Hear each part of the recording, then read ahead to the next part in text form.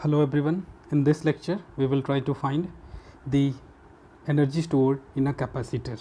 ठीक है, जब अगर हम लोग किसी पर्टिकुलर कैपेसिटर्स को चार्ज या फिर डिस्चार्ज करते हैं, ठीक है, तो with in charging how much energy will be stored with in a capacitor.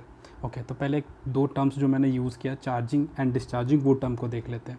देखो, अगर सपोज़ एक कैपेसिटर है, ठीक है, जिसके अक्रॉस आपने कुछ पोटेंशियल अप्लाई करी है, ठीक है, तो चार्जिंग होने का मतलब हुआ कि स्टार्टिंग स्टेट में इसमें कितने चार्जेस होंगे, ज़ीरो के. फिर जैसे ही आप पोटेंशियल अप्लाई करोगे वैसे ही यहाँ पे प्लस चार्जेस और यहाँ पे नेगेटिव चार्जेस स्टोर होना शुरू होंगी.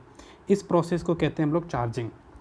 अब अगर आप पोटेंशियल यहाँ से हटा दोगे, ठीक है, तो उस कंडीशन पे क्या होगा, और यहाँ पे कुछ और ऐड कर देते हो, तो उस कंडीशन में क्या होगा कि ये कैपेसिटर डिस्चार्ज होना शुरू होगा और इसके चार्ज की वैल्यू डिक्रीज़ करना शुरू होगी, और ये प्रोसेस हमारा डिस्चार्जिंग कहलाता है, डिस्चार्जिंग ऑफ ए कैपेसिटर. तो इस टॉपिक में हम लोग, आज की जो टॉपिक है हमारी, उस इस लेक्चर क्लास में हम लोग फाइंड करने का कोशिश करेंगे what will be the total energy stored with in a capacitor during the charges process. ठीक है, यहाँ पे जो फाइनल एनर्जी आएगी वो हमारी तब की आएगी जब हमारा चार्ज कैपेसिटर कम्प्लीटली चार्ज होगा, जब आप चार्ज क्यू इसमें स्टोर हो गई होगी, जब पोटेंशियल वी होगा, इसका कैपेसिटेंस सी होगा. उस सिचुएशन में जो टोटल एनर्जी स्टोर्ड, ठीक है, वो निकालने का हम लोग इस लेक्चर में कोशिश करेंगे. उसके लिए हम लोग क्या कर रहे हैं कि हम लोग फर्स्ट थिंग क्या है, एक कैपेसिटर कंसिडर कर रहे हैं ऑफ कैपेसिटेंस सी, ठीक है, and which is completely अनचार्ज in beginning, ठीक है, एंड विच इज़ कम्प्लीटली अनचार्ज, किसी तरह का कोई चार्ज नहीं स्टार्टिंग में. अब हम लोग चार्जिंग प्रोसेस में क्या करते हैं कि एक एनर्जी का रिक्वायरमेंट होगा, ठीक है, तो हम लोगों ने क्या किया कि इसके अक्रॉस एक पोटेंशियल अप्लाई करी है, ठीक है, पोटेंशियल अप्लाई कर दी. अब ये इसमें पोटेंशियल V अप्लाई करने के साथ इसमें चार्जेस जाना शुरू हो गया, ठीक है. आपने V पोटेंशियल जब अप्लाई किए तो चार्ज इसमें जाना शुरू कर दिया. सपोज़ V पोटेंशियल अप्लाई करने पे यहाँ पे dq चार्ज अभी इस पर स्टोर्ड हुआ, ठीक है. तो एक पुराना रिलेशन याद करते हैं, potential V is equal to potential energy by charge. यही था ना, definition of potential is potential energy per unit charge. तो यहाँ पे dq v u by q था. इसको चाहो तो अल्टरनेट, इसको चाहो तो दूसरे फॉर्मेट में आप ऐसे लिख सकते हो,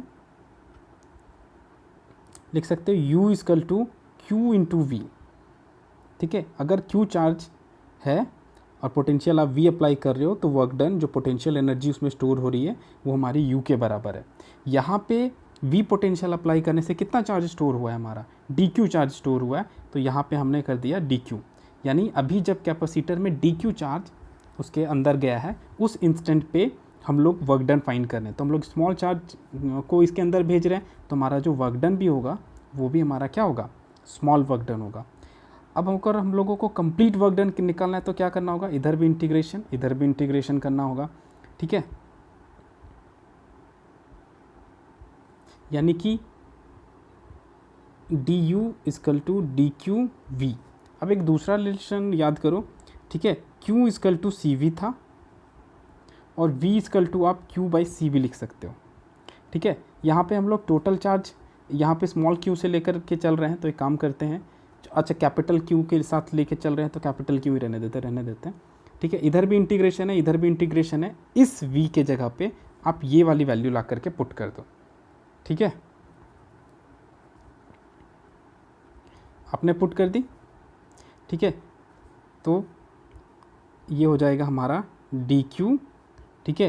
Q कैपिटल Q ही रहने देते हैं, Q बाई सी तो कांस्टेंट है कैपेसिटर्स के लिए, तो C बाहर आ जाएगा और ये हो जाएगा कैपिटल Q डी क्यू, ठीक है.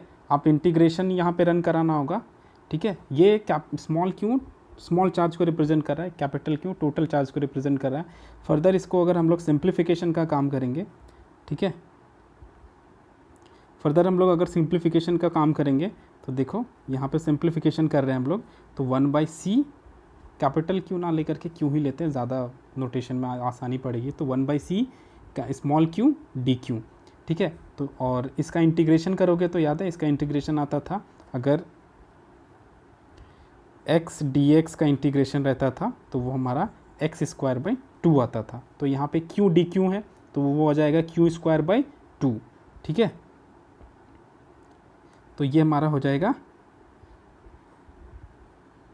1/c q स्क्वायर बाई 2, और उसके अल्टरनेट फॉर्म में लिख सकते हैं, अल्टरनेट फॉर्म में लिखेंगे q square by half q square by C.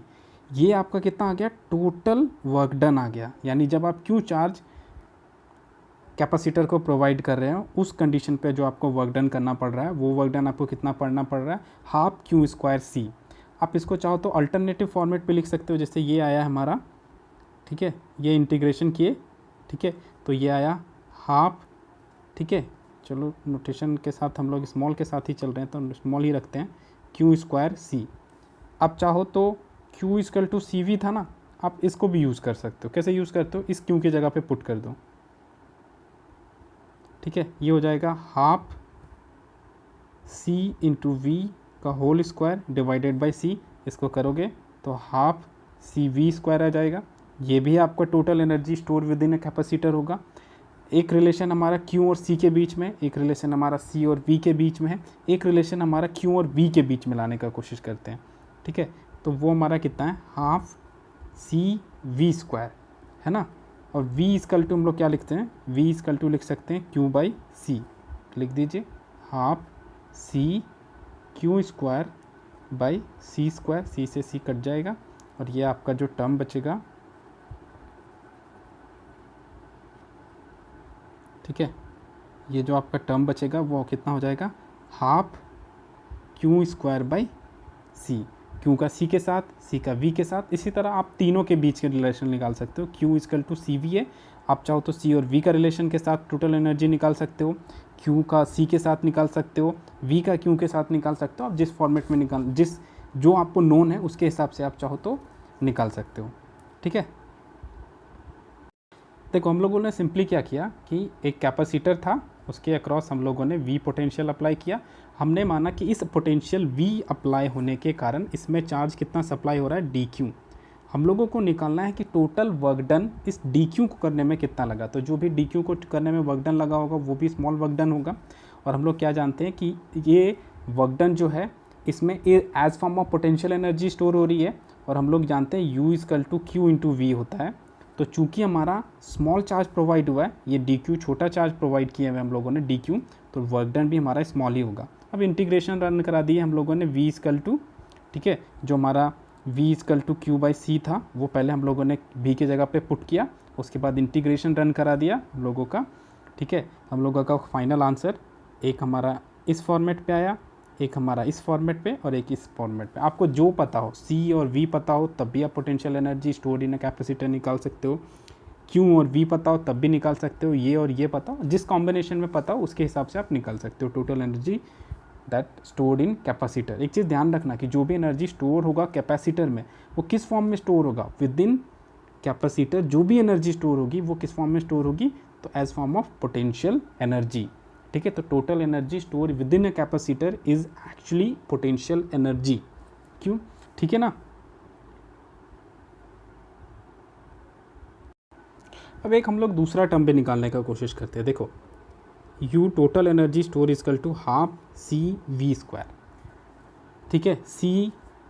C can be written, C also can be written as A epsilon naught D। Capacitor of capacitance can be written as in the shapes permittivity shape size पे जो capacitance का dependency उसको ऐसे लिख सकते हैं। और आप V इक्वल टू क्या लिख सकते हो, E इंटू डी। ये कैसे आ रहा है, तो याद करो E equal to minus v by d था, नेगेटिव साइन डायरेक्शन रिप्रेजेंट करने के लिए था, तो हम लोगों ने उसको डायरेक्शन का केस अभी यहाँ पे हटा दिया। तो E equal to v, E equal to v by d है, और यहाँ से हम लोगों ने V equal to E into d निकाला, ठीक है। तो हम लोगों को C का वैल्यू पता है, V का वैल्यू पता है, आप इस C और इस V को यहाँ पे ला करके पुट कर दो, ठीक है। आप पुट कर दो तो देखो C के जगह पे यहाँ पुट कर दिया गया epsilon not A divided by D, और V के जगह पे E इंटू डी पुट कर दिया गया। तो यहाँ पे क्या था हमारा, हाफ सी वी स्क्वायर था, तो यहाँ पे जो V के जगह पे आएगा उस पर होल स्क्वायर चलेगा, ठीक है। तो देखो epsilon not A D E square D square है, ये D से ये D कटेगा, ठीक है। तो ये अब स्क्वायर का टर्म हट करके सिर्फ D हो गया। अब आपके पास क्या है, इधर हाफ भी है, इधर हाफ ए रहने देते हैं अभी, epsilon naught e square A into D. A is the area of capacitor and D is the separation between the capacitors. दो कैपेसिटर के बीच का सेपरेशन है और ये इसका एरिया है और इन दोनों के बीच का सेपरेशन है। सेपरेशन बाद कहने का मतलब हुआ इन दोनों का लेंथ, इन दोनों के या फिर इस पूरे कैपेसिटर्स के इस पूरे सिस्टम के लिए आप डी को उसका लेंथ भी मान सकते हो। तो area into length will be volume, ठीक है। तो आप इसको ए इंटू डी ना लिख करके आप क्या लिखोगे, volume, volume of the capacitor. जो भी कैपेसिटर का जो भी स्ट्रक्चर होगा उसकी जो वॉल्यूम होगी वो वॉल्यूम है, ठीक है। देखो यहाँ पे ये हो गया। अब हमारा टर्म हो गया है a half epsilon naught e square v. ये हमारा total energy store within a capacitor. आपको अगर electric field between the plates, दोनों प्लेट्स के बीच का अगर इलेक्ट्रिक फील्ड पता है, पोटेंशियल पता है, दोनों के बीच का परमिटिविटी पता है, मीडियम की परमिटिविटी पता है, तब भी आप total energy store in a capacitor निकाल सकते हो, ठीक है। आप चाहो तो इस v को उठा करके इधर भेज दो, ठीक है। कहने का मतलब हुआ ये v को उठा करके इधर भेज दिए तो ये हो जाएगा u by v. What is e, what is u, u is the total energy, what is v, v is the volume. तो आप इसको क्या कर सकते हो, एनर्जी पर यूनिट वॉल्यूम, ठीक है। और वो कितने के बराबर है, half epsilon naught e square के बराबर है। देखो ठीक है, यहाँ पे जो हमारा u है वो डिनोट क्या कर रहा है, एनर्जी पर यूनिट वॉल्यूम। और वो कितने के बराबर है, u equal to half epsilon naught e square into volume. और वॉल्यूम को जब उठा करके उधर भेज दोगे तो आपका हो जाएगा u by v will be equal to half epsilon naught e square. Energy per unit volume वो कितने के बराबर है, में हमारे इतने के बराबर है, ठीक है। और इससे हम लोग एक चीज़ और क्या देख सकते हैं कि result of the above equation is generally valid even for the electrostatic field that is not constant in space. कहने का मतलब है कि ये उन केसेस के लिए भी वैलिड है जिस केस में E is not constant in space, ठीक है। x, ठीक है, जो हमारा इलेक्ट्रिक फील्ड है वो x के साथ वेरी करता है। कहने का मतलब है आप अगर एक चार्ज यहाँ पे रख रहे हो, ठीक है, तो इस पॉइंट पे इलेक्ट्रिक फील्ड की वैल्यू अलग होगी, इस पॉइंट पे इलेक्ट्रिक फील्ड E2 की वैल्यू अलग अलग होगी, यानी E is the function of x। वैसे इलेक्ट्रिक फील्ड के लिए भी ये इक्वेशन हमारा वैलिड होगा, ओके। अब एक प्रॉब्लम करते हैं। प्रॉब्लम क्या है हमारा, 4 capacitors are connected as shown below in the figure, ठीक है। C1, C2, C1, C2, C3, C4 सब की वैल्यू गिवन है। आपसे क्या पूछा जा रहा है, what will be the equivalent capacitance between A and B।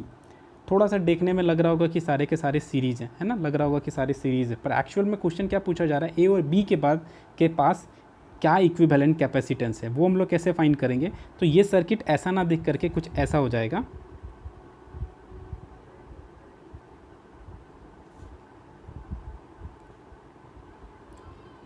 ये हमारा B है और ये हमारा A है। अब देखने में, अब थोड़ा सा सिंप्लीफिकेशन जब सर्किट का कर दिया गया तब आपको क्वेश्चन बनाने में और आसानी हो जाएगी। अब आपको ये पता है कि ये C2 है, ये C3 है, ये C4 है और ये हमारा C1 है।